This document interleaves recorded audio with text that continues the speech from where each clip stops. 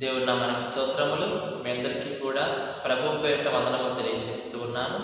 మరి ప్రియా దేవుని బిడ్డలారా, ప్రతి ఒక్క రోజు లాగానే దేవుడు ఈరోజు కూడా మనతో ఒక మంచి వాగ్దానంలో మాట్లాడబోతున్నాడండి. ఆ వాగ్దానం ఏంటి అనేది చూద్దాం. మరి ఈ యొక్క వాక్యం అనేక మందికి పంపించండి, వాళ్ళు కూడా దేవుళ్ళు ఎదుగుతూ ఉంటారు.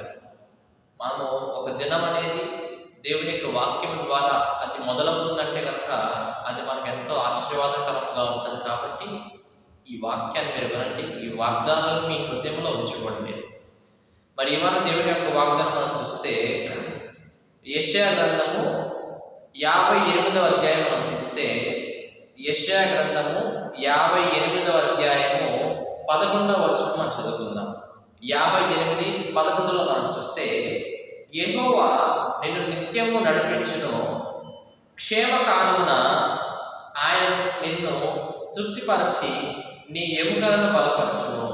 ఇక్కడ మనం చూస్తే దేవుని యొక్క వాక్యము నిన్ను నిత్యము దేవుడు నడిపిస్తా అంటూ ఉన్నాడు. అలాగే క్షేమకాలమున ఆయన తృప్తిపరచి నిన్ను బలపరుస్తా అంటూ ఉన్నాడు.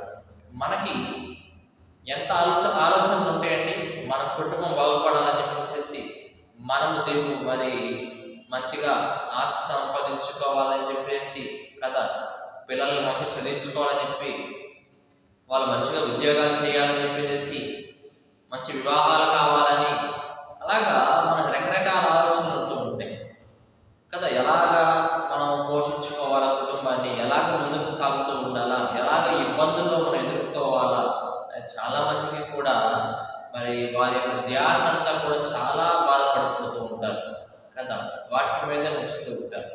కానీ దేవుడు అంటూ ఉన్నాడు, కాలాలు సమయాలన్నీ కూడా అవి దేవుని చేతిలోనే ఉంటాయి, మన చేతిలో ఏమో. ఒక ఆశీర్వాదం అనేది నీ కుటుంబం మీదకి వస్తుందంటే కనుక అది దేవుడు ఆగ్రహిస్తే తప్ప నీ దగ్గర రాదు. ఒక మేలు అనేది నువ్వు చూస్తున్నావంటే అది దేవుడు నీకు చూపిస్తూ ఉన్నాడు. నీ పిల్లలు మంచిగా ఎదుగుతున్నారంటే కనుక, మీ కుటుంబం మంచిగా ఉందంటే కనుక ఈ రోజున అది దేవుని కృప వల్లనే మీరు ఉన్నది. కాబట్టి అంతా ఉన్నప్పుడే మనం దేవుడిని స్తుతించాలా, ఏమీ లేనప్పుడు మనం దేవుడిని వదిలిపెట్టాలా? ఏమండి, ప్రతి ఒక్క సమయంలో కూడా అన్నీ ఉన్నప్పుడు అన్నీ లేనప్పుడు కూడా మనం ఏం చేయాలి? దేవుడి దగ్గర మనం ఉండాలి. కానీ దేవుడిని విడిచిపెట్టి మనం బయటికి వెళ్ళామా? బయట ఉన్నారు, సాతాను ఉన్నాడు, అసలు మనం పట్టుకొని నరకంలోకి పడవేస్తాడు. కోడి అంట తన పిల్లల్ని ఏం చేస్తూ ఉంటుందంట, రెక్కల దగ్గర పెట్టేసి దాచుతూ ఉంటుందంట. ఎప్పుడైతే ఆ పిల్లలు ఆ రెక్కల కింద మాత్రమే ఉంటాయో వాటికి చాలా రక్షణ కలుగుతూ ఉంటుంది. ఆహారం లేకపోయినా కానీ ఎలాగోలా ఆ కోడి ఏం చేస్తుందంటే ఆహారం తెచ్చిపెట్టింది అన్నమాట పిల్లలకి. కొన్ని రోజులు మంచిగా ఆహారం దొరకచ్చు, కొన్ని రోజులు ఆహారం లేకపోవచ్చు. కానీ ఎప్పుడైతే క్షేమంగా ఉంటాయంటే కనుక తల్లి దగ్గర, ఆ కోడి దగ్గర రెక్కల కింద ఉన్నప్పుడు మాత్రమే అవి క్షేమంగా ఉంటాయి. ప్రియాదేవుల మనం కూడా అంతే, దేవుని చేతి కింద మనం ఉంటేనే, ఆయన యొక్క నీడలో మనం ఉంటేనే, ఎంత అది ఏ కాలమైనా సరే కదండి, ఏ కాలమైనా సరే ఆయన యొక్క నీడలో మనం ఉంటేనే మనం బ్రతుకుతూ ఉంటాం, మనం పరలోకం చేరుతూ ఉంటాం. ఎప్పుడైతే మనం నీడను దాటి వెళ్ళిపోతూ ఉంటామో, దేవుడి దాటి మనం వెళ్తామో, సాతాను మనల్ని పట్టుకుంటూ ఉంటాడు కదండి. ఎట్లా ఉంటాడంటే క్షేమకాలమున ఏం చేస్తున్నాడంటే మనల్ని దేవుడు తృప్తిపరుస్తూ ఉంటాడు. మీరు ఏమి మరి జరుగుతుందో, ఏమి తిందామా, ఏమి తాగుదామా, పరిస్థితులు ఎలా ఉంటాయో అని మీరు భయపడుతుంటాడు. ఏమంటున్నాడు దేవుడు? అంత మంచిగా ఉన్న కాలంలో మిమ్మల్ని పోషిస్తూ ఉన్నాను, అలాగే క్షేమకాలంలో కూడా, ఏమి లేనటువంటి కాలంలో కూడా, కరువు కాలంలో కూడా నేను మిమ్మల్ని తృప్తిపరిచి మిమ్మల్ని పోషిస్తా అంటున్నాడు దేవుడు. వాగ్దానం చేస్తున్నాడు. ఏమంటున్నాడంటే వాగ్దానం చేస్తున్నాడు. నిజంగా ఒక కరువు అనేది వచ్చిందంటే కనుక ఎంత ఇబ్బంది అంటే, ఆహారానికి, వస్త్రానికి, నీటికి ఎంత ఇబ్బంది అంటే కనుక చాలా ఇబ్బందిగా ఉంటుంది. కానీ అటువంటి సమయాల్లో కూడా అంటే అటువంటి సమయాల్లో కూడా ఒక స్త్రీకి దేవుడు ఏం చేశాడు? సహాయం చేశాడు. ఒక స్త్రీ కరువులో బాధపడుతూ ఉంటే ఆమె దగ్గరకు ప్రభుత్వం పంపించేసి ఆమెకి సహాయం చేశాడు.